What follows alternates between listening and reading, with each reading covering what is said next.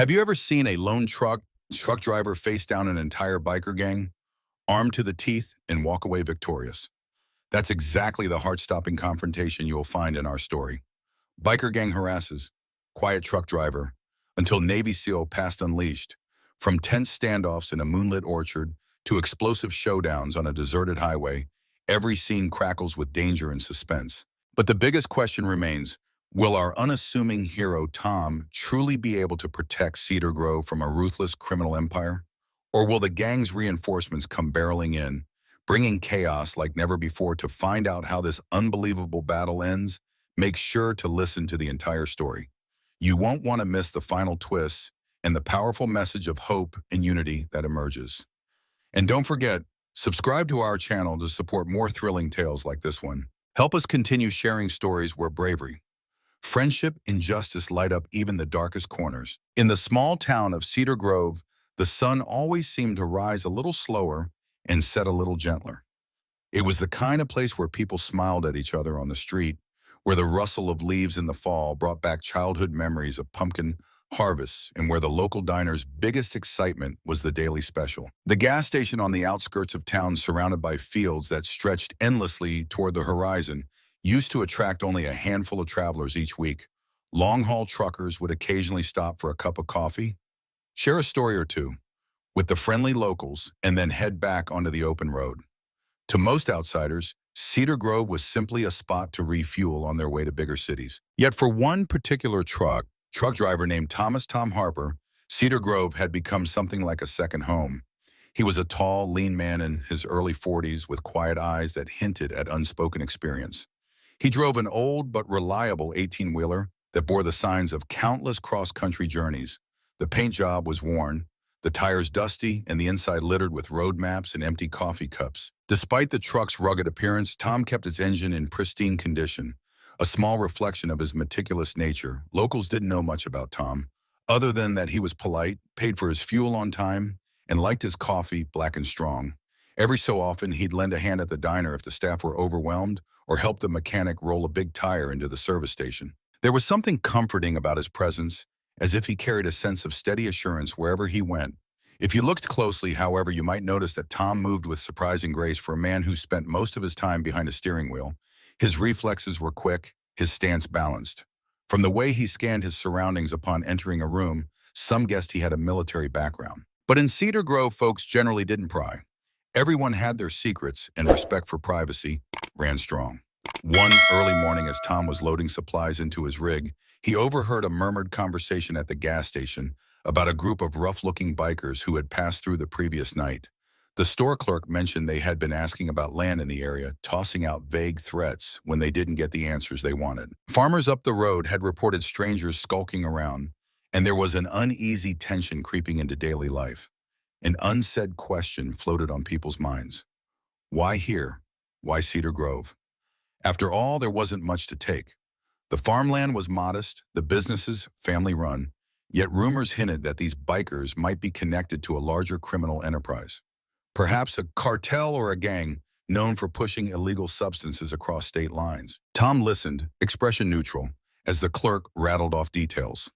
Leather jackets with a red skull emblem, heavily modified bikes roaring through the silent night. The clerk seemed shaken, and Tom offered a calm nod, filing away every detail.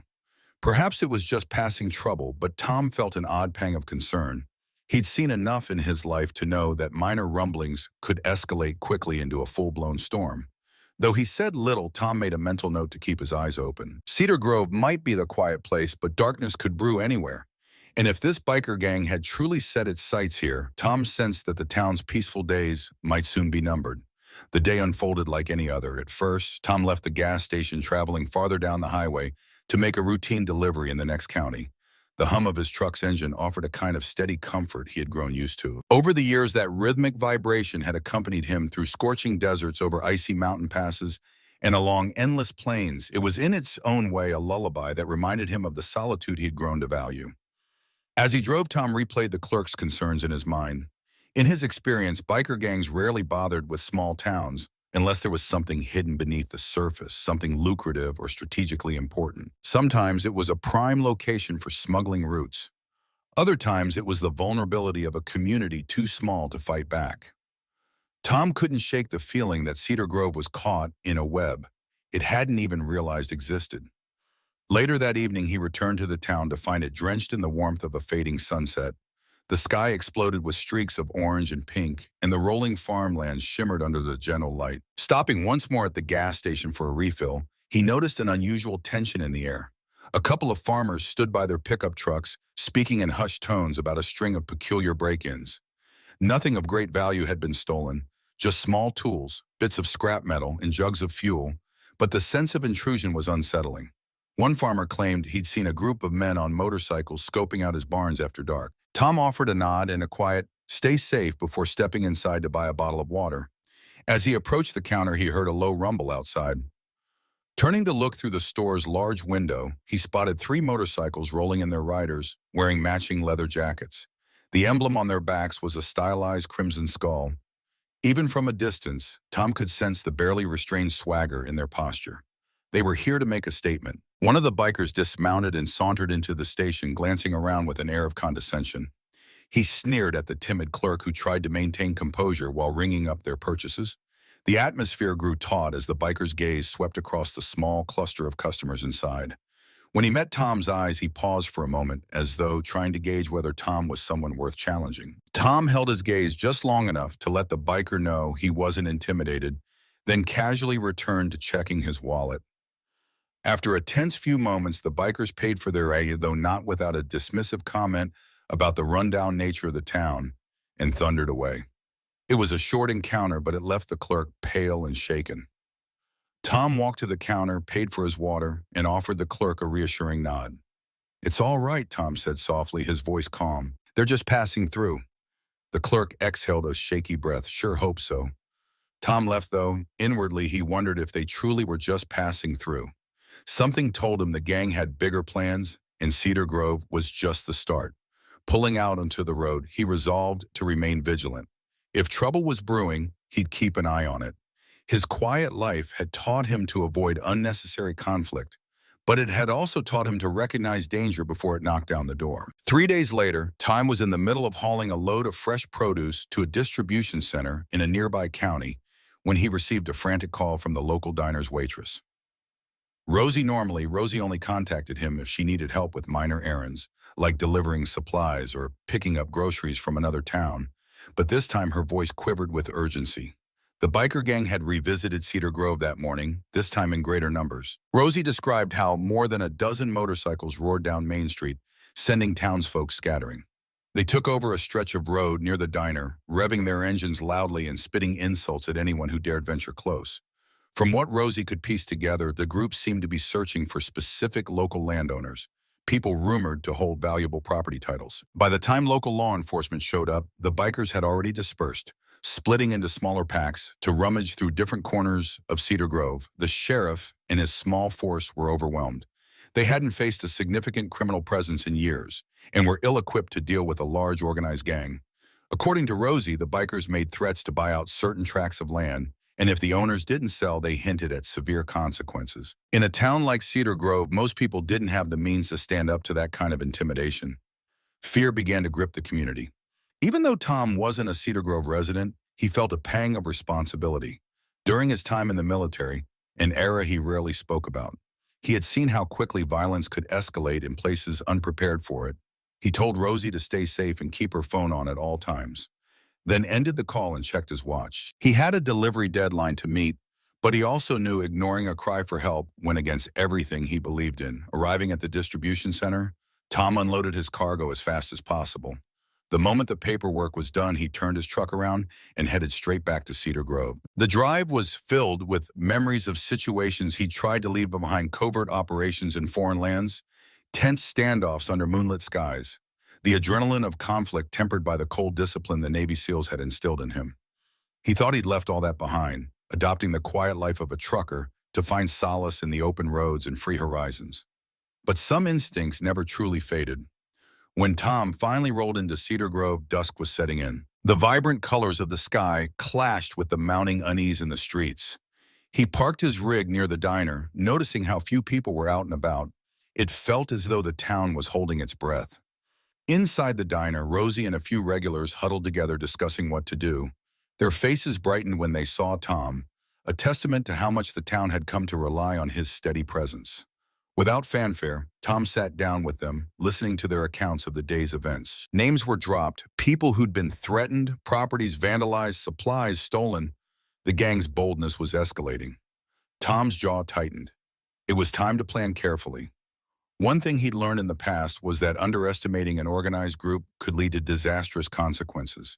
And if the local sheriff couldn't manage this, someone else would have to step up. Later that evening, Tom quietly made his way to the small motel where some of the bikers were said to be staying. He parked his truck a block away and approached on foot, the cover of darkness aiding him. The town's streetlights cast a soft glow, and the neon sign of the motel flickered erratically, illuminating a row of gleaming motorcycles lined up outside.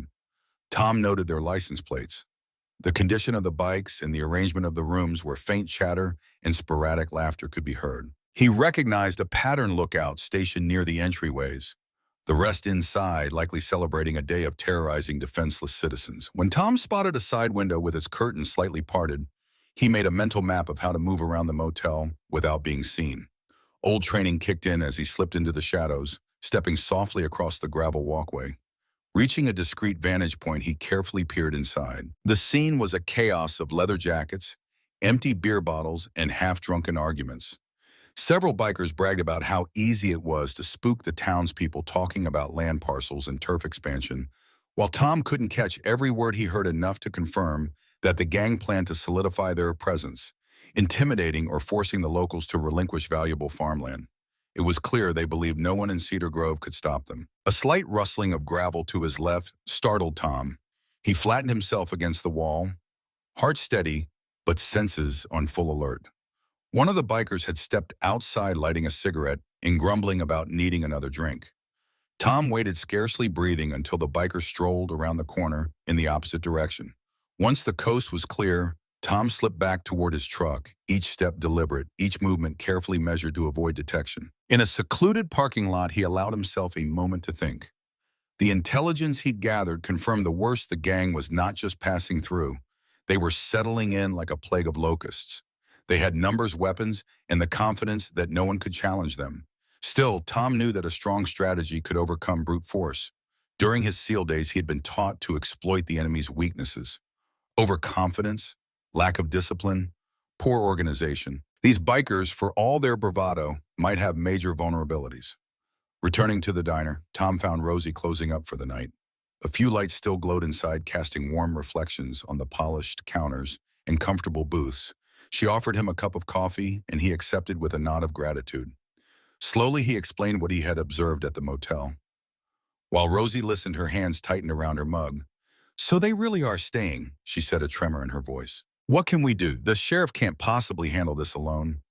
Tom took a breath before replying, "We might need to gather some folks, people who are willing to defend themselves, set up watch groups, coordinate information, and show this gang that we're not as defenseless as they think."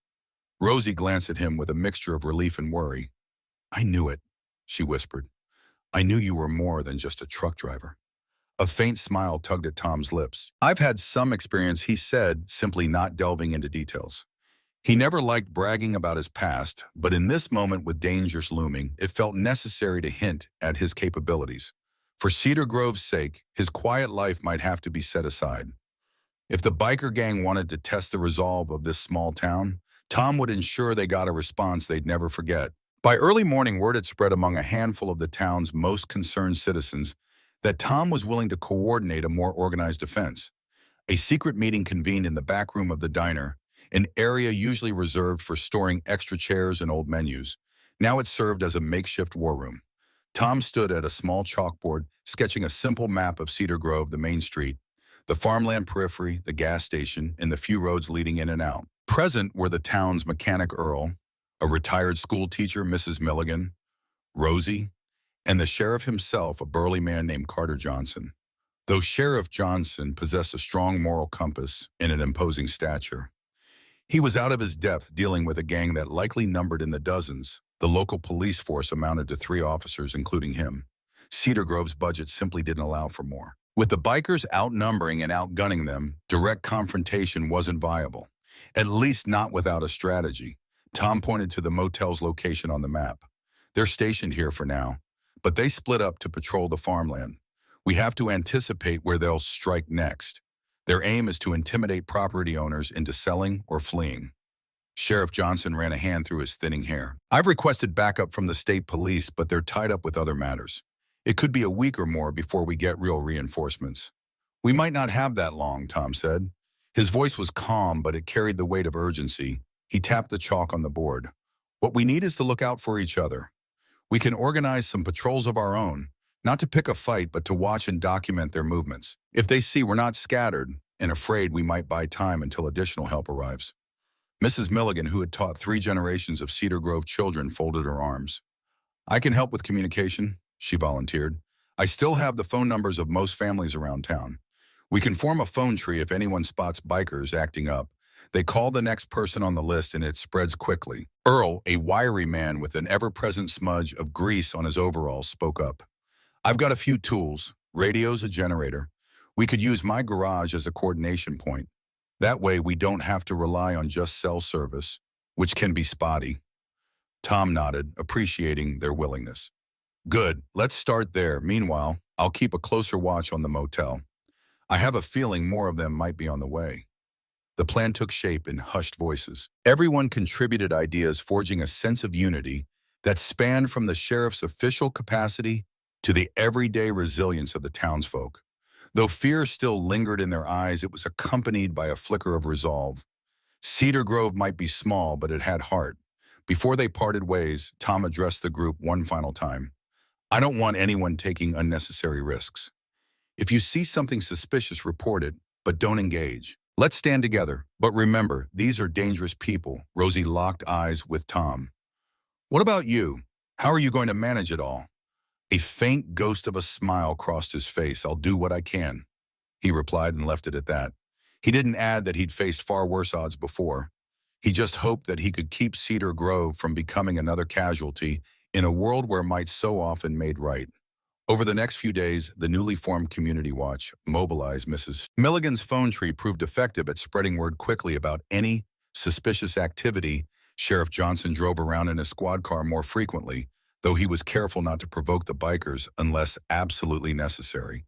Earl set up a small radio network in his garage, allowing different groups stationed at various vantage points around Cedar Grove to stay in contact without relying solely on spotty cell signals. Tom spent his nights and early mornings parked within sight of the motel, wearing dark clothing and watching from the cover of his truck's cab. Through careful observation, he identified the main players among the gang. There was Knox, a tall, tattooed man who seemed to command respect from the others. There was Rico, short-tempered and prone to violence, whose loud mouth often revealed more than he realized. Then there were half a dozen others who floated in and out, each apparently responsible for scouting different parts of the region. One night, Tom's vigilance paid off. Around 2 in the morning, a convoy of 4 motorcycles roared into the motel parking lot. With them came a black SUV with tinted windows, out of which stepped an imposing figure. His long coat fluttered in the breeze as he surveyed the surroundings, and even at a distance, Tom could sense the man's authority. The bikers greeted him with a mix of deference and excitement. This was clearly someone higher up in their chain of command. Tom watched through binoculars as they spoke in hushed tones, their body language tense but controlled. The man from the SUV handed a sealed envelope to Knox, who opened it and read the contents under a dim light. Whatever was written inside made Knox nod vigorously. Rico seemed agitated, as if eager to prove himself. After a few minutes, they all dispersed, heading into the motel rooms. Though Tom couldn't glean exact details from that encounter, it was enough to confirm his suspicions. These bikers weren't acting alone. Someone more powerful was pulling the strings, likely part of a larger criminal enterprise. Cedar Grove was just one piece in a broader puzzle, perhaps a new route for smuggling or a front for laundering money through forced property sales. The following morning, Tom shared his observations with the sheriff. Rosie and Earl together, they concluded that the gang's next move would be bolder. With renewed urgency, they stepped up the watch, assigning specific areas of town for volunteers to patrol in rotating shifts. During a midday break at Earl's garage, Tom found himself alone with Sheriff Johnson for a moment. The sheriff eyed him with mild curiosity.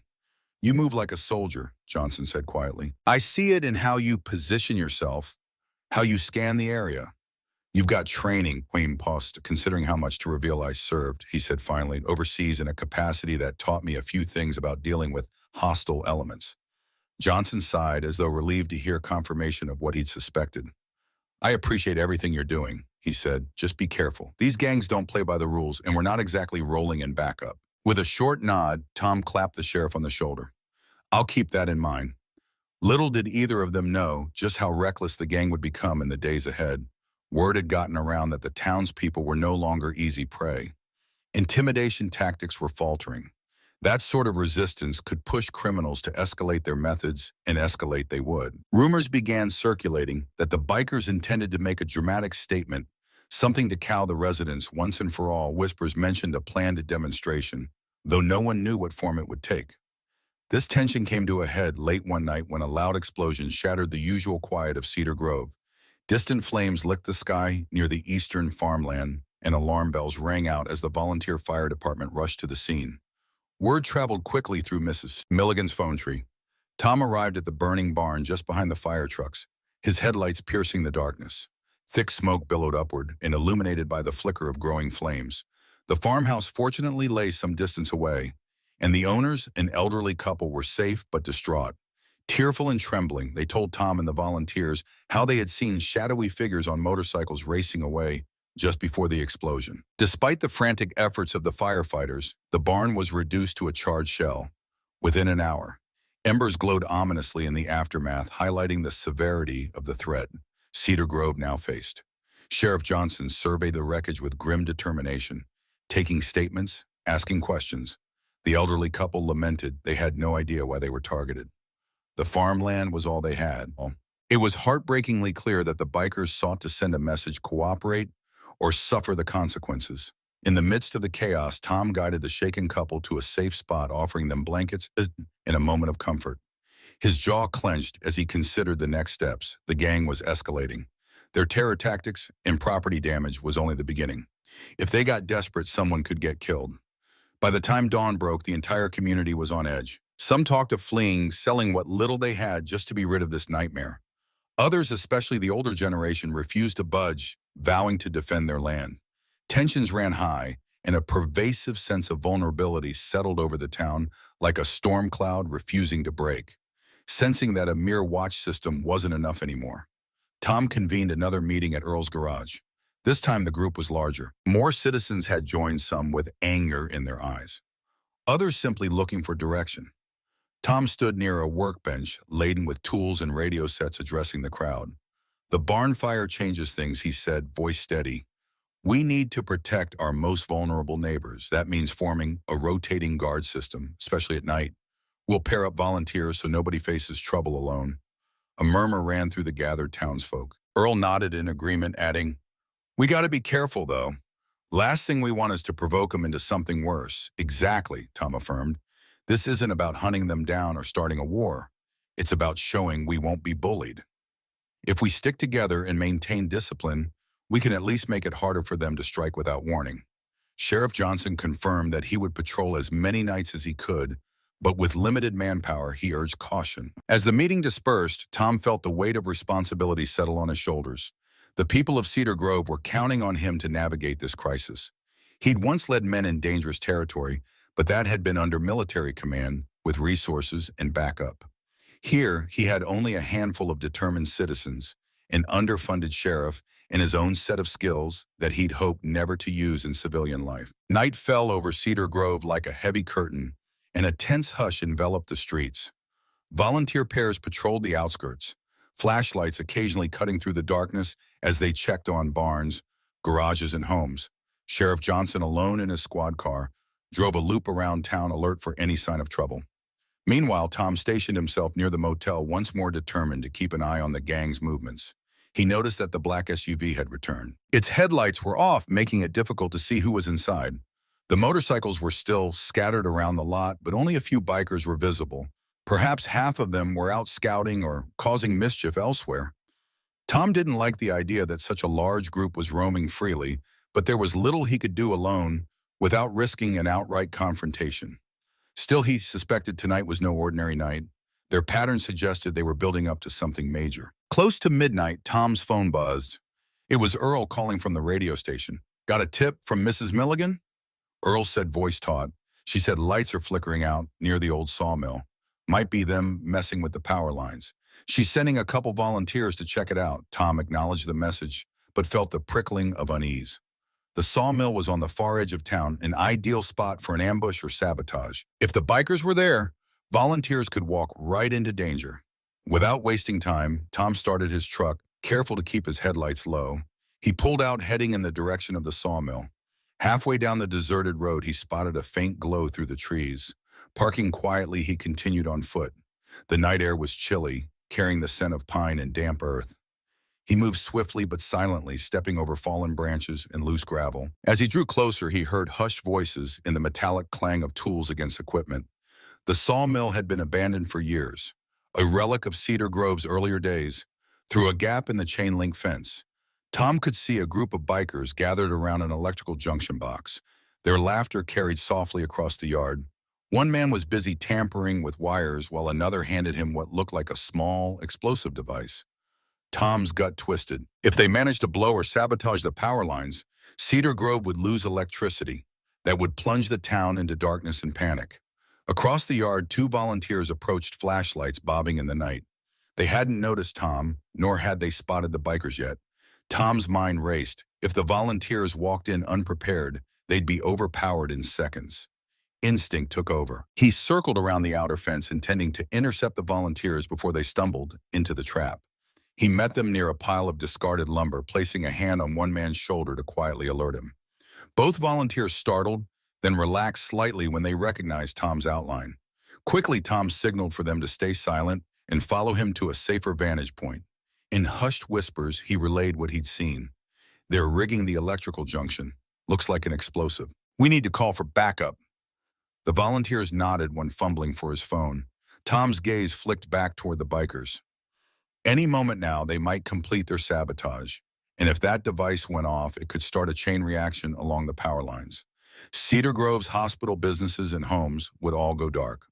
A calm resolve washed over Tom as he realized that waiting for the sheriff might not be an option. He had to act. Without wasting a second, Tom quietly guided the volunteers into positions behind the old sawmill's walls.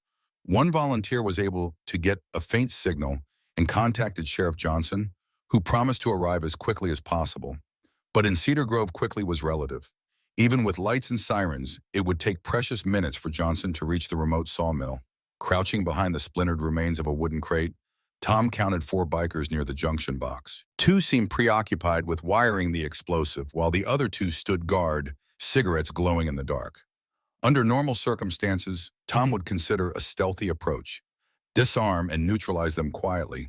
But they were too spread out and the device was nearly set. Motioning for the volunteers to stay back, Tom made his decision. He slipped around the corner, heart steady, but adrenaline coursing through his veins.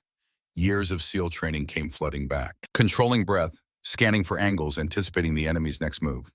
Though he'd never wanted to revisit this skill set, the moment demanded it. As he crept closer, one of the guards flicked his cigarette butt and turned in Tom's direction. Their eyes locked for a heartbeat. Recognition flared in the biker's gaze, and he started to shout a warning. Instantly, Tom lunged, driving a well-practiced strike to the biker's solar plexus. The guard crumpled with a wheeze, surprise etched on his face as he hit the ground. The second guard reacted, reaching for a concealed firearm. Tom rushed forward, grabbing the man's wrist in mid-draw, twisting it until the gun dropped. With a swift motion, Tom delivered a striking elbow to the biker's temple, knocking him out cold. The commotion alerted the other 2, who spun around to see their comrades down. Tom dove behind a metal drum, just as a flurry of bullets ricocheted into the night, sending sparks flying. Gunfire shattered the stillness of the sawmill. The volunteers now panicked, ducked for cover, pressing themselves against the crumbling walls. One managed to radio an urgent message. Shots fired. Shots fired at the sawmill. Tom peeked around the drum. The 2 bikers at the junction box had taken defensive positions, each armed with a sidearm. But even from here, Tom could see the jury-rigged device attached to the power lines, a tiny red light blinking ominously. There wasn't much time. In a moment of calm determination, Tom reached for the sidearm on the ground near the unconscious biker.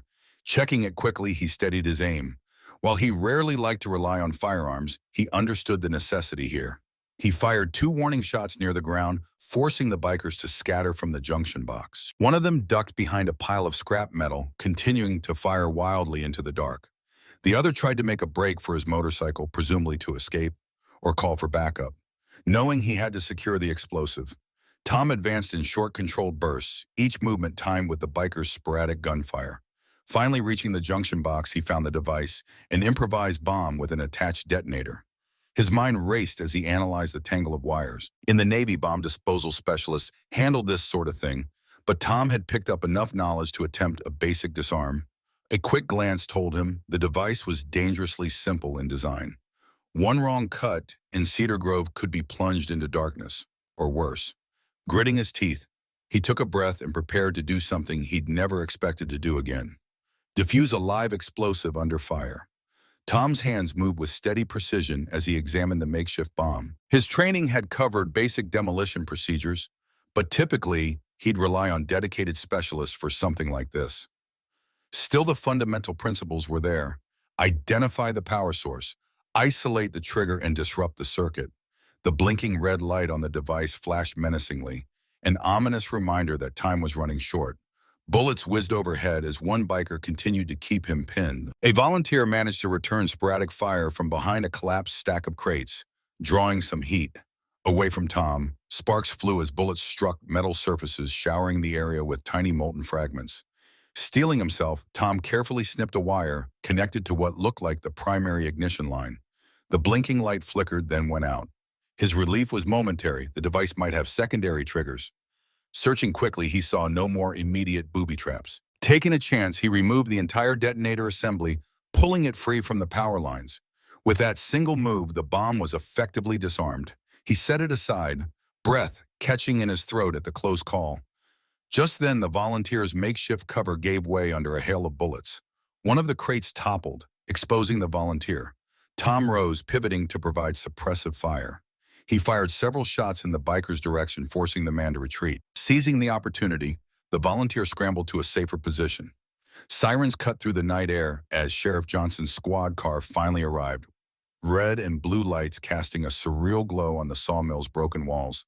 Another shot rang out from behind the scrap metal pile, but the sheriff took cover and commanded through a loudspeaker, "Drop your weapon and come out with your hands up." Realizing they were outnumbered, the remaining biker threw his gun to the ground and emerged with hands raised. One glance at Tom and the downed bikers littering the area was enough to convince him that continuing the fight was a lost cause. The volunteer hurried over to help Tom secure the scene while Sheriff Johnson handcuffed the conscious suspect. Ambulance sirens joined the chorus, prepared to treat any injuries. Remarkably, aside from bruises and minor wounds, no one appeared seriously hurt. Only after the adrenaline began to subside did Tom realize how close Cedar Grove had come to disaster. With the bomb disarmed and the immediate threat contained, he allowed himself a moment to catch his breath. The blinking lights of emergency vehicles and the excited chatter of the volunteers filled the air. Relief, gratitude, and disbelief mingled together in that chaotic scene. The sheriff approached Tom, a mix of astonishment and admiration plain on his rugged features. "I don't know how you did that," he said quietly, "but you probably saved half the town from going dark or worse." Tom gave a subdued nod, still clutching the disarmed bomb's components. "Just did what was necessary," he replied. "These guys aren't messing around. We need to take this opportunity to get more information out of the one we've captured." Sensing that the night's ordeal was far from the final chapter, Tom and the sheriff quickly arranged transport of the conscious biker to the station. They hoped intense questioning might reveal details about the gang's ultimate leader or plans. Yet even though this crisis had been averted, Tom knew the broader threat remained. With enough pressure from law enforcement, the gang might back off or they might double down, employing even more ruthless tactics. Either way, Cedar Grove was changed forever. The townspeople had confronted a danger they never imagined could unfold in their peaceful corner of the world, and Tom had revealed a hidden part of himself he had once vowed to leave behind. The night's events were a grim reminder. Sometimes the quiet life isn't a permanent escape, but a temporary refuge. One that when threatened calls forth the warrior you thought you'd buried. Dawn broke over Cedar Grove and news of the foiled sabotage at the sawmill spread quickly. The volunteer patrols were hailed as heroes with Tom at the center of it all. Locals gathered at the diner discussing the events of the night in hushed voices. Some recalled the gunfire echoing through the fields. Others whispered about Tom's background with a mixture of awe and curiosity. Meanwhile, Sheriff Johnson wasted no time in interrogating the captured biker. Under the intense pressure of potential felony charges, and possibly worse if federal agencies got involved, the biker revealed that the gang was indeed part of a larger operation. Their leader, known simply as Vargas, aimed to expand his territory for drug trafficking and arms deals. Cedar Grove, with its strategic location near key highways, was seen as a perfect outpost. The farmland was a bonus potentially used for clandestine airstrips or storage facilities. The detainee also admitted that Vargas had men across several counties, meaning the group Tom had encountered was just one part of a bigger machine. Knox Rico and a few others answered directly to Vargas. The tall man from the black SUV was one of Vargas's lieutenants responsible for scouting new locations. This revelation sent a chill through the townsfolk. If the gang's main force turned its attention fully to Cedar Grove, the local watch wouldn't stand a chance. Recognizing the severity, Sheriff Johnson relayed everything to state authorities. Finally, the seriousness of the situation triggered action. A specialized task force would be dispatched to Cedar Grove within days. The problem was whether the gang would strike again before backup arrived. Inside the diner, a sense of anticipation hung in the air. Rosie poured coffee for Tom, her expression both grateful and concerned. "You don't owe this town anything," she said quietly. "But you're risking your life for us. Thank you, Tom." Sipped the coffee, meeting her gaze. "Cedar Grove treated me like I belonged," he said. "I can't just stand by while people are threatened. It's not who I am." Rosie nodded, comforted by the thought that maybe, just maybe, Cedar Grove still had a fighting chance. The diner door jingled open and Sheriff Johnson strode in, looking exhausted but determined. "We got a partial lock on their next move," Johnson announced. "Our friend in custody claims the gang is planning a major show of force, something that'll definitively break the town's spirit if they pull it off." He paused, lowering his voice. "We think it might happen tonight. We need to be prepared." Tom set his mug down, feeling a familiar surge of readiness. "We should move people out of harm's way, at least the elderly and those without any means of self-defense. Maybe gather them at the school gym. It's a solid building, easier to defend." Rosie immediately offered to organize volunteers for the evacuation. Meanwhile, Tom and the sheriff made a plan to secure vital points: the gas station, the main road intersection, and the diner, places the gang could target to maximize chaos. Earl would keep the radios running, coordinating the patrols. Nightfall seemed to loom like a menacing figure on the horizon. The rest of the day flew by in a flurry of preparations, phone calls, and anxious glances. But amidst all the tension, an undercurrent of resolve united the townspeople. They had already tasted confrontation and found within themselves a steely resilience. And with Tom's leadership, there was hope that Cedar Grove might withstand even the wrath of Vargas and his biker army. As evening draped the sky in deep purples and blues, Cedar Grove stood on the brink of a defining moment. Most vulnerable residents, children, the elderly, and anyone unable to protect themselves had gathered at the school gym, protected by a few armed volunteers standing watch at the entrances. The gym's overhead lights cast a steady glow, symbolizing a beacon of safety in a landscape filled with apprehension. Sheriff Johnson set up a small command post in the gym's lobby. Maps of the town covered a folding table marked with circles where the bikers might strike. Officers communicated via radio with volunteers stationed at key points, each person on alert for the ominous roar of motorcycle engines. Tom chose to position himself outside the diner, which sat along Main Street, a likely path for any high-profile assault. The air felt charged, each minute dragging as if the darkness had slowed time itself. Tom leaned against the side of his truck, scanning the deserted road illuminated by a few flickering streetlights. He checked his watch. 9:45 p.m. The night was still young, and the gang's method of operation suggested they'd want to strike in the late hours, maximizing fear. At 10:30 p.m., a chilling rumble broke the silence. Far in the distance, the unmistakable growl of multiple motorcycles echoed across the farmland. Tom climbed into his truck's cab, switching to the volunteer frequency on Earl's radio system. Tension spiked as watchers confirmed sightings of a large formation of headlights, converging from two directions like pincers closing in on Cedar Grove. Within minutes, the bikers were at the town's edge, their engines snarling. From his vantage point, Tom counted at least 15 motorcycles, followed by a black SUV, almost certainly the same one from before. The riders formed a menacing parade, their red skull emblems glinting under streetlights. Fear tightened Tom's chest, not for himself, but for the townspeople huddled in the school gym or manning positions around town.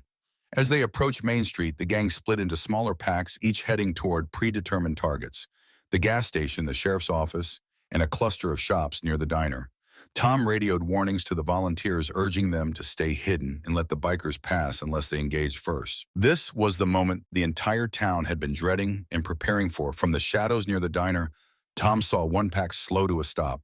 The black SUV pulled up behind them, and a tall figure stepped out. Knox, by the look of his outline and posture. Another figure emerged on the other side, possibly Rico. They stood in the middle of the street, scanning the dark windows of the diner, the closed shops, and the seemingly empty sidewalks. Their stance was predatory, as though they expected to see terrified townspeople cowering. Instead, only silence greeted them. Knox barked an order, pointing toward the sheriff's office. A subset of bikers revved their engines and peeled away, heading down a side street. The rest lingered, some smashing windows of the empty shops, their laughter audible in the still night air. Glass shattered, and the echo was a siren of destruction that set Tom's nerves on edge. Through the radio, frantic voices reported the damage. Fear was thick enough to taste. Yet beneath that fear, a steely determination welled up. Cedar Grove had come too far to give in without resistance.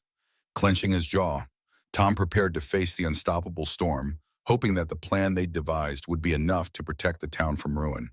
At the gas station, which served as one of Cedar Grove's key supply points, a group of volunteers waited in silent readiness. The station's lights had been intentionally left on, acting as a bright stage for any conflict that might unfold.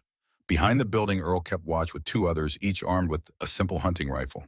They knew they couldn't outgun a swarm of bikers, but if it came down to it, they could at least slow them down. The bikers arrived in a dramatic flourish of squealing tires and roaring engines. Three men dismounted, brandishing crowbars, bats, and one sawed-off shotgun. They shouted threats into the night, daring anyone inside to show themselves. When no one answered, they began smashing fuel pumps, apparently aiming to cripple the station for good. The sound of metal striking metal rang out in unsettling percussion to the gang's howls. Earl and his team stayed hidden, following the plan. Do not engage unless directly threatened or if property damage risks explosion or other catastrophic outcomes. As one of the bikers began fiddling dangerously close to a pump's main valve, though Earl realized the threat of an explosion was real, he carefully raised his rifle and fired a warning shot into the air. The bikers froze, startled by the unseen adversary. One whipped around, cursing, and fired the shotgun in Earl's general direction. The blast tore through part of the station's wall, narrowly missing the volunteers. Recognizing the standoff, Earl aimed again, this time at the man's feet, sending sparks as the bullet ricocheted off concrete. The message was clear: back off or face real consequences. At the same time, Sheriff Johnson, responding to the frantic radio calls, raced his squad car toward the gas station. Blue and red lights splashed against the station's facade, creating a surreal scene of flickering shadows. Seeing law enforcement and hearing the second rifle shot, the bikers gritted their teeth. They weren't expecting organized resistance, especially not from what they perceived as a docile town. Realizing they might be pinned down, the bikers retreated to their motorcycles, tires screeching as they sped away, leaving the station partially damaged but not destroyed. Earl and his volunteers exhaled in relief. The stand had worked for now, but they knew the gang wasn't done. Meanwhile, on Main Street, Tom kept a close eye on Knox and Rico. They paced like predators deprived of prey. Another group had joined them, presumably the ones who had gone to the sheriff's office. Their anger was evident. The building was fortified and locked. The few deputies inside prepared to defend it from within. The gang had likely anticipated a quick victory, breaking and vandalizing, asserting dominance. Instead, they found themselves thwarted at multiple points around town. Through the radio, Tom learned that smaller skirmishes were breaking out in various spots, but each was met with enough resistance to prevent a total overrun. The bikers, however, were growing reckless. If they couldn't force compliance, they might opt to harm innocents just to prove a point. A sudden movement in the diner's periphery caught Tom's attention. A lone biker approached the diner's side entrance, a Molotov cocktail in hand. Tom's pulse raced. If the diner went up in flames, the fire could spread to neighboring buildings, turning Main Street into an inferno. Without hesitation, he emerged from his concealment, placing himself between the biker and the building. "Drop it," he commanded, voice carrying the authority of someone who had faced worse threats before. The biker hesitated momentarily, stunned to see a solitary figure stepping forward. Tom positioned himself, stance low and unwavering. He repeated, "Drop it, or you'll regret it." The tension crackled like static in the air, each second stretching a fragile standoff that could ignite or dissipate with the flick of a wrist. Time seemed to slow as the biker Molotov cocktail in hand stared Tom down. The rag stuffed into the bottle's neck glowed with the faint spark of a lighter that had just grazed it. One reckless move, and the firebomb would fly. Tom held his ground, unwavering, his body poised for action. The difference in their eyes was stark. The biker radiated a chaotic blend of fear and bravado, while Tom's gaze held the calm determination of someone who had confronted violence far more disciplined than any renegade gang. Suddenly, the biker lunged forward, arm swinging to hurl the incendiary weapon. But Tom reacted in a lightning-fast motion. He closed the distance, striking the biker's arm at the elbow. The bottle clattered to the ground, rolling harmlessly on the pavement. Before the biker could recover, Tom pivoted, landing a swift kick that knocked the man off balance. He seized the moment to snuff out the rag with his boot, preventing any stray spark from igniting the gasoline. Panting, the biker scrambled back, eyes wide. He reached for a concealed knife, but Tom stepped in, disarming him with a rapid twist of the wrist. In seconds, the biker was on the ground, pinned by Tom's forearm. The disparity in skill was clear. Even in a hand-to-hand struggle, Tom was leagues ahead. A flurry of activity erupted behind them. Knox, Rico, and a few other bikers finally registered that someone was taking down their man. Rico snarled a command and they advanced. But just as they readied to swarm, Sheriff Johnson's squad car skidded into view. Lights flashing and siren blaring, several volunteer vehicles followed, blocking off both ends of the street. Townspeople, though scared, showed unity in their stance. They were done cowering. Knox aimed a menacing glare at Tom, who still held the subdued biker. Rico revved his engine as though itching to charge, but the presence of multiple armed volunteers and the sheriff's unwavering stare halted him. This was no longer a one-sided show of force. The criminals found themselves surrounded by a community that, though small, was tightly knit and determined. For a tense moment, no one moved. The hum of motorcycle engines filled the air, underlined by the crackle of the police radio. Finally, Knox spoke, his voice dripping with disdain. "You think this changes anything? You have no idea who we are or how big we are." Tom released the pinned biker into the custody of a volunteer who quickly secured the man's hands with zip ties. Standing up, locked eyes with Knox. "I know enough," he replied. "Enough to see you're not invincible. Cedar Grove won't be bullied into giving up its land or its people." Fury twisted Knox's features, but he hesitated. The gang's advantage in numbers was neutralized by the strategic positions of the volunteers, each with a vantage point over the bikers. Another few seconds dragged out like an eternity. Then, in a begrudging retreat, Knox gestured to his men, who slowly backed their bikes away. He revved his engine once, a final threat echoing in the night before the gang rumbled off into the darkness. As the last Red Skull jacket vanished from sight, relief flooded the townspeople. The threat hadn't disappeared, not by a long shot, but for tonight. Cedar Grove had stood firm. Tom scanned the damage, shattered windows, broken pumps, scattered debris, but the diner was unscathed and no buildings burned. The people were safe. That for the moment was a victory. In the distance, the sound of the gang's motorcycles faded. But Tom knew this wasn't over. Vargas and his lieutenant hadn't even appeared. Whatever move came next would likely be bigger, meaner, and aimed at revenge. Yet for the first time, Cedar Grove had proven it wasn't just a sleepy town. It had teeth, and it had Thomas Harper. The morning after the confrontation on Main Street, Cedar Grove felt both shattered and invigorated. Broken glass littered sidewalks where shops had been vandalized, and scorch marks near the gas station bore witness to the near-disastrous attempt to blow up a pump. Yet despite the evidence of violence, there was an undercurrent of pride. Folks spoke in relieved tones about how the gang had been driven off, if only temporarily. Outside the diner, volunteers and local shopkeepers worked together, sweeping debris and boarding up windows. Rosie brought out trays of hot coffee and sandwiches, offering them to anyone who needed a break. A sense of camaraderie spread through the weary workers. Some even managed to smile or share a light joke, as if to reassure each other that life went on despite the looming threat. Inside, Tom sat with Sheriff Johnson and a few key volunteers. Earl's eyes were bloodshot from lack of sleep, and Mrs. Milligan sipped her tea with a trembling hand. But they were all present, determined to keep planning. The captured biker from last night was being processed. Though he seemed far less cooperative than the first Sheriff, Johnson had also reached out to the newly formed state task force, which promised to expedite its arrival given the scale of the conflict. "We may have won a round, but we can't assume the gang won't retaliate," Tom said grim-faced. "We need to keep the guard rotations going, especially around farmland in the school. If Vargas comes in full force, we'll have to protect the families that are staying." Earl nodded. "I'll see to the radio network. Some folks want to go back to normal open shops. Let kids play outside, but that might be premature." Sheriff Johnson cleared his throat. "We'll maintain a state of heightened vigilance. No curfew yet, but I'll encourage everyone to stay close to home after dark. This is a delicate balance. We can't let fear paralyze the town completely." Tom understood the sheriff's dilemma. Show too much force and the gang sees it as a challenge. Show too little and the townsfolk lose confidence. Stepping out of the diner, Tom saw how the confrontation had impacted everyone.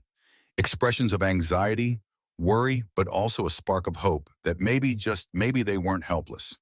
He went to check on his truck, which remained parked near the diner. Popping open the hood, he ran a routine checks to calm his nerves. As he worked, Rosie approached lightly, touching his shoulder. "You doing okay?" she asked softly. She had dark circles under her eyes, the toll of sleepless nights etched onto her features. Tom paused, closing the hood. "I'll manage," he replied, offering a small, reassuring nod. Just thinking ahead, trying to stay a step in front of them. Rosie's gaze flicked around the street, taking in the remnants of chaos. "I've known many people in my life, Tom, but I've never seen anyone face danger like you do.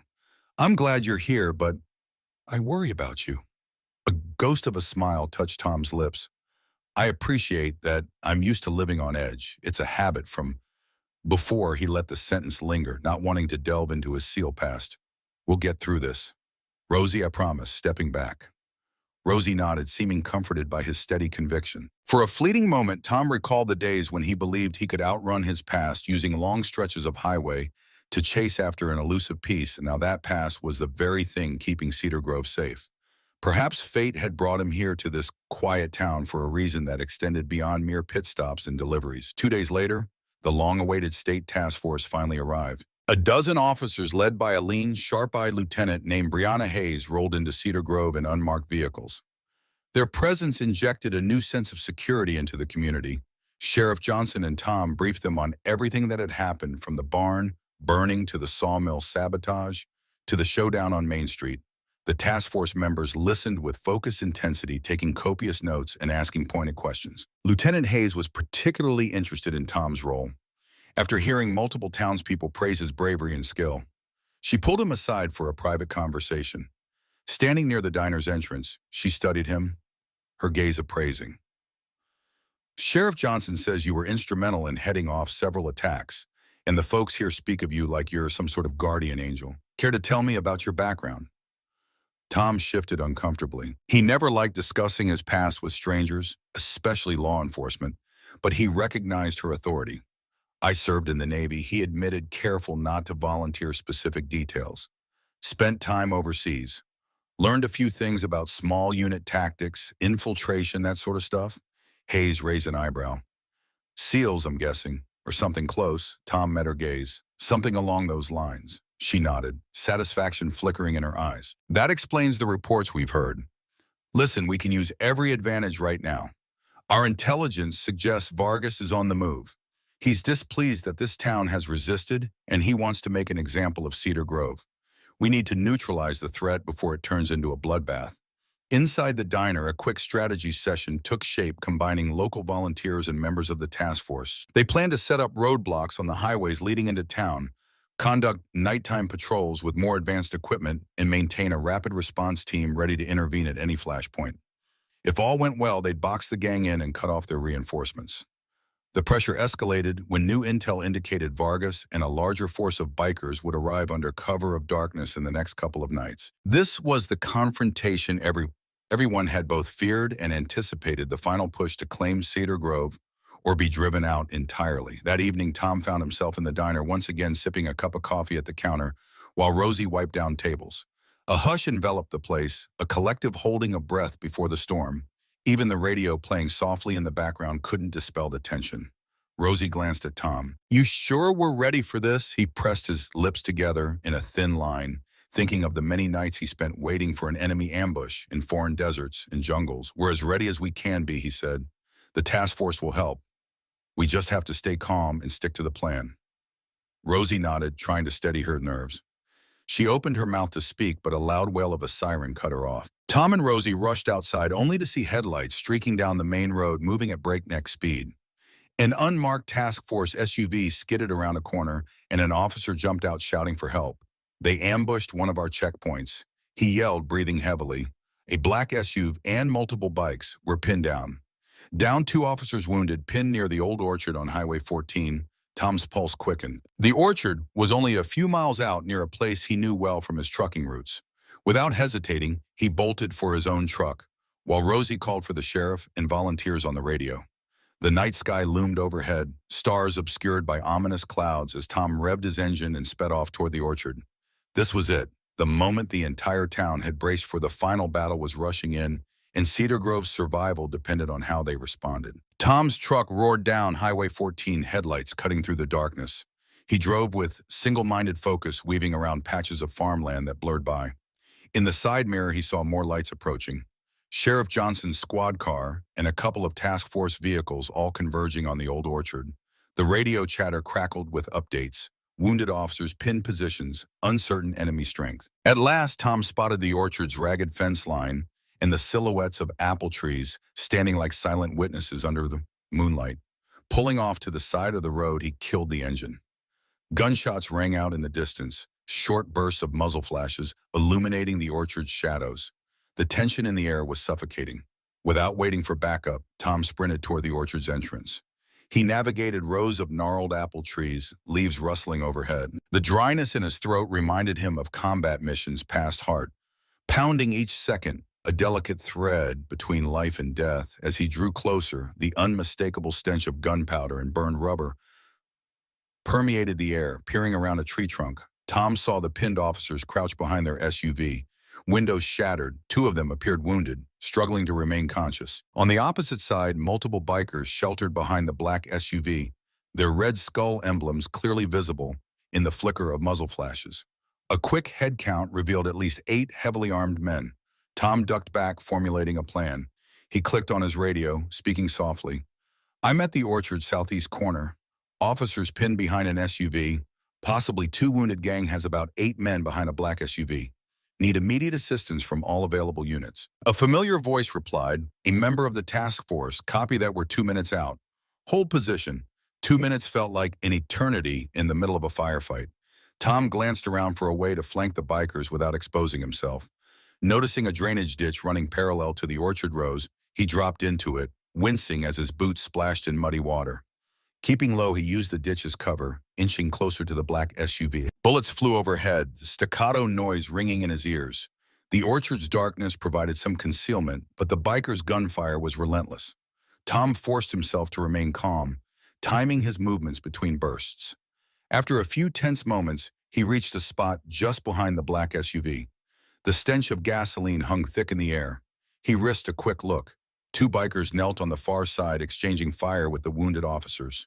One had a small assault rifle, the other a handgun. With their attention focused on the pinned officers, they hadn't noticed Tom's approach. Summoning every ounce of his training, awe rose just enough to fire 2 precise shots into the ground near their feet, startling them into dropping low. In the same motion, Tom pivoted, aiming at another biker who had circled around. The man raised his weapon too slowly. Tom's shot found its mark, and the biker crumpled, incapacitated. Shouts erupted as the remaining bikers realized they were being flanked. Some scrambled behind the SUV's open doors, while others fired wildly in Tom's direction. Sparks flew as bullets ricocheted off metal. Tom dove for cover, pressing himself against the ground in the ditch, the taste of dirt and sweat filling his mouth. Over the radio, he heard an urgent update. "We're arriving on scene, approaching from the west. Hold fire, hold." Fire relief mingled with adrenaline, as the wail of sirens and bright beams of headlights signaled the arrival of reinforcements. Task force members and sheriff's deputies fanned out, shouting commands for the bikers to drop their weapons. The orchard was about to become a final battlefield, a place where Cedar Grove's fate would be decided once and for all. Lieutenant Hayes led the surge of task force officers as they advanced into the orchard. Their coordinated maneuvers contrasted sharply with the bikers' scattered attempts to hold ground. With Tom flanking from one side and the main force pushing in from the other, the gang's formation crumbled. Officers barked orders, brandishing flashbangs that erupted with blinding light and deafening bangs. Within minutes, most bikers were disarmed, thrown face down in the mud, wrists zip-tied behind their backs. Some tried to flee, but the orchards rose and the bright headlights from multiple task force vehicles left them with nowhere to go. The scene became a patchwork of frantic shouts, subdued curses, and groans from the injured. Yet amid the confusion, one imposing figure emerged from behind the black SUV. A tall man with a scar running down his left cheek. He fired a short burst from an automatic weapon, pinning two task force officers behind a tree. Instinct told Tom this had to be Vargas, or at least a high-ranking lieutenant. Unlike the other bikers, his stance was controlled and he showed no sign of panic. Tom crouched in the drainage ditch, took a steadying breath. He spotted an officer bleeding on the ground, unable to move. Vargas had him in line of sight, meaning any attempt at rescue risked a hail of bullets. Tom signaled to Lieutenant Hayes, who was positioned behind a thick tree trunk with two officers. She nodded, understanding the danger. As Vargas reloaded, Tom seized the brief pause. He sprang up from the ditch, firing a series of suppressive shots that forced Vargas to duck behind the SUV. Hayes and her officers used that window to pull the wounded officer to safety. Gunfire erupted again, muzzle flashes illuminating Vargas's grim expression. It was clear he wasn't going down without a fight. The orchard seemed to close in each tree trunk, echoing gunshots in a haunting chorus. Step by step, Tom moved closer, using the orchard's natural cover. He circled around, hoping to catch Vargas off guard. His mind flashed back to missions where stealth and surprise had been his allies. His pulse drummed in his ears, yet every muscle remained taut and responsive. This was the calm in the eye of the storm, where training overshadowed fear. In a daring move, Tom slid behind the SUV's rear bumper. Vargas noticed him too late. With a roar of defiance, Vargas swung his rifle toward Tom, but Tom was already pivoting, slamming the muzzle away. They grappled for control roots, slipping in the muddy orchard floor. Vargas had brute strength, but Tom's technique gave him an edge. A single well-timed strike with the butt of the rifle knocked Vargas off balance. When Vargas raised his weapon again, Tom twisted it free and delivered a punishing elbow to his jaw. Vargas staggered, dropping to one knee, glaring at Tom with hatred. Tom leveled the rifle at him, breath ragged. "Enough," he barked. "It's over." For a second, it seemed like Vargas might lunge again, but the surrounding circle of task force officers, each with weapons aimed, convinced him otherwise. He spat in the dirt, eyes still burning with fury as cuffs tightened around his wrists. A heavy silence fell over the orchard, broken only by the labored breathing of the injured and the crackle of radios calling for ambulances. Tom lowered the rifle, stepping away to let the officers secure Vargas. Adrenaline surged and ebbed in his veins, leaving him shaky. The fight was over. Cedar Grove was safe for now. But Tom knew the memory of this night would linger, an indelible reminder that even the quietest corners of the world sometimes required the roar of defiance to remain free. As dawn brightened the horizon, Cedar Grove's streets took on an almost ethereal quality. A mist clung to the fields, and the first rays of sunlight revealed the shattered remnants of conflict. Yet in the orchard, victory was palpable. The task force had apprehended Vargas along with most of his top lieutenants. Ambulances arrived, loading the wounded officers and bikers, taking them to the nearest hospital under heavy guard. Town volunteers slowly converged at the orchard's edge, relief flooding their faces as they learned that the clash had ended in the gang's defeat. Sheriff Johnson and Lieutenant Hayes spoke quietly, arranging custody transfers and coordinating with higher authorities. The once terrifying black SUV now sat battered and riddled with bullet holes, a stark symbol of the gang's collapse. Tom, mud-splattered and drained, found a moment to sit on the tailgate of a volunteer's pickup truck. Rosie approached, her expression a mixture of gratitude and concern. She pressed a thermos of coffee into his hands. "You look like you could use this," she said softly. He accepted it with a faint smile. "Thanks," he murmured, sipping the hot beverage. The warmth spread through him, warding off the cool morning air. Around them, people were hugging, shedding tears of relief. It reminded Tom of the aftermath of missions abroad, except this time, the heartbreak and the healing were happening in a place he'd come to cherish. Earl appeared, still in grease-stained overalls, having left his garage in the middle of the night. He clapped Tom on the back. "Heard you helped take down Vargas himself. You've done this town proud." Tom shrugged slightly, still grappling with the emotion swirling inside him. "We all did our part," he replied, his voice low. "I just happened to be in the right place at the right time." A few feet away, Lieutenant Hayes finished a quick conversation with Sheriff Johnson and walked over. She extended a hand at Tom, who set down his coffee and shook it. "We couldn't have done this without your intel and your courage," she admitted. "There'll be a lot of paperwork and follow-up investigations, but thanks to you, we've cut off a major criminal operation." Tom nodded, humility etched in his features. "Just glad it's over." Hayes looked at him intently. "If you ever decide you want to do more than truck driving, I know several agencies that could use your skill set. Think about it." With that, she stepped back to join her team, leaving Tom to ponder a future he'd never considered. In the days that followed, Cedar Grove began the slow process of rebuilding. Broken windows were repaired, bullet holes patched, and the scorched barn was rebuilt through communal effort. The orchard, where the final confrontation had erupted, was cleared of debris, and townspeople spoke of turning it into a community gathering spot in memory of their collective stand against the biker gang. For his part, Tom remained a quiet presence. He helped mend fences, hauled construction materials with his truck, and lent an ear to anyone still struggling with fear or trauma. News of his secret past spread through the town, but folks seemed to respect his privacy, asking few questions. They simply treated him as family, which in their eyes he now was. With Vargas and his crew facing criminal charges, a sense of peace settled once more over Cedar Grove. Yet it wasn't the naive tranquility of before. Now it was a peace forged through adversity, a town no longer unaware of the evils that could arrive unannounced. And for Thomas Harper, it was a moment of reckoning. He had unleashed the skills he'd sworn to leave behind, rediscovering that his sense of duty and willingness to protect the innocent were as strong as ever. A week after the Orchard showdown, Cedar Grove bustled with cautious optimism.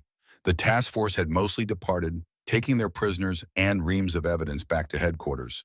Occasional visits from state officers reminded everyone that the legal process was underway, but the threat of immediate violence had lifted. Town life resumed, albeit with small changes. New neighborhood watch groups, better coordination with regional law enforcement, and a deepened sense of unity. In the early hours of a crisp morning, Tom found himself at the gas station he so often frequented. A few solitary trucks rumbled in for fuel drivers, giving him a polite nod or tip of the hat. The news of the truck driver who took on a biker gang had circulated among regional truckers, though Tom deflected the attention whenever possible. He stepped inside the station's small convenience store, grabbing a black coffee and a pack of gum.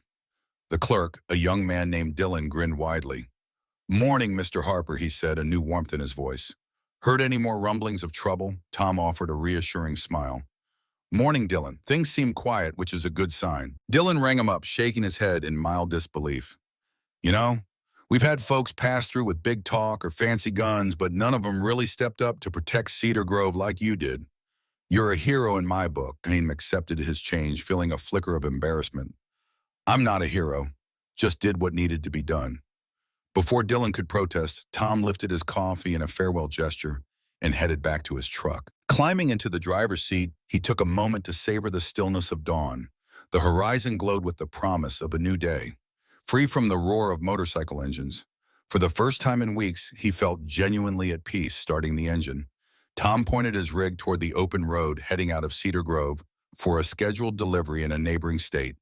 As he drove, the farmland rolled by every mile, a reminder of the town he'd come to protect. His thoughts wandered to the Orchard showdown, to the moments he'd locked eyes with Vargas, to the hum of adrenaline that reminded him of his old life. After a few hours on the highway, Tom pulled into a rest stop, stretching his legs. He sat down on a bench and let his mind drift. He thought about Lieutenant Hayes' parting words about how his skill set could be of use somewhere else. He imagined himself working for a security agency or a consulting firm that specialized in high-risk operations. Yet each scenario felt distant compared to the unassuming rhythm of a trucker's life. A small beep from his phone interrupted his thoughts. A text from Rosie's quiet this morning. "Everyone's grateful. Miss your face at the diner. Safe travels." Tom smiled at the screen, feeling a warm sense of belonging. He responded with a brief note of thanks, then pocketed the phone. In that moment, he realized something vital. He was no longer just a wanderer of the highways. He had a place to return, to a community that accepted him for who he was, even if they only knew fragments of his history. Returning to his truck, Tom looked out at the vast expanse of road ahead. He knew he'd keep driving, keep moving through the tapestry of America's highways, Yet Cedar Grove had become more than a stopover. It was a sanctuary, a testament to how even the most ordinary person could stand up to extraordinary threats when duty called. And for Thomas Harper, the quiet truck driver with a Navy SEAL past it, was a reminder that no matter how far he roamed, one small town would forever hold a piece of his heart. In the end, Cedar Grove stood strong, not just because of one hero's military background, but because an entire town chose to stand together against fear. Tom's quiet determination rallied friends and neighbors who discovered they possessed more courage than they ever realized. And even when danger felt overwhelming, the shared spirit of community, coupled with Tom's unwavering will, saw them through the darkest hours. Buildings can be rebuilt and bruises may heal, but the powerful bond forged in this struggle remains unbreakable. From a personal perspective, witnessing how simple acts of kindness and unwavering loyalty can transform ordinary people into formidable defenders is truly inspiring. It shows us that unity and support often beat brute force. By helping each other, we discover strength in ourselves we might never have known existed. We'd love to hear your thoughts. Did the townspeople's unity resonate with your own experiences? Let us know in the comments and feel free to share your ideas on what truly makes a community strong. Your opinions and discussions keep the spirit of this story alive.